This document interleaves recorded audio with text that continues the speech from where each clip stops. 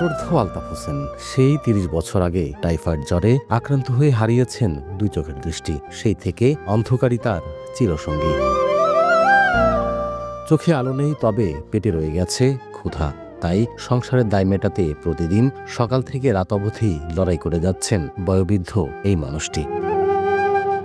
ঝিনাইদহের শৈলকুপা উপজেলা শহরের কুমার নদের সেতুর উপর বসে হাত পাখা ও ঝাঁটা বিক্রি করেন আলতাফ। প্রায় ৩ দশক ধরে এই স্থানে বসেই চলছে তার জীবিকার সংগ্রাম। ক্রেতা আসুক বা না আসুক, যত্ন নিয়ে বারবার গুছিয়ে রাখেন পণ্যগুলো। কোনোদিন আয় হয় ১০০ টাকা, কোনোদিন হয়তো ৫০, আবার কোনোদিন সংখ্যাটা শূন্য।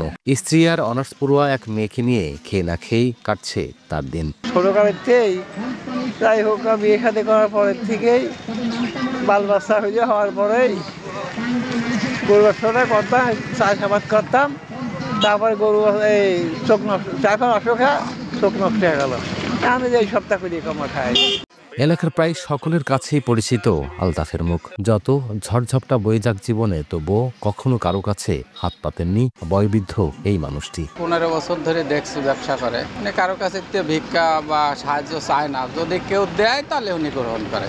সে বন্ধ হয়েও টাকা বিক্রি করে মানে সংসার চালায় অনেক কষ্টের মাধ্যমে। সে কোনোদিন কারোর সাথে কোনো খারাপ কাজ করে না, ভালো কাজই করে আর সৎভাবে ইনকাম করে। ব্যবসা অথবা সাহায্য সহযোগিতা করলে ভালো হয়। অন্ধকারের ভেতর দিয়ে আলতাফের স্বপ্ন দুবেলা দুমুঠো খেয়ে বেঁচে থাকার, কিন্তু সেই স্বপ্নের আলোটা যেন দূর থেকেই হাতছানি দেয়, হাতে ধরা দেয় না। লোটাস রহমান সোহাগ, সময় সংবাদ, ঝিনাইদহ।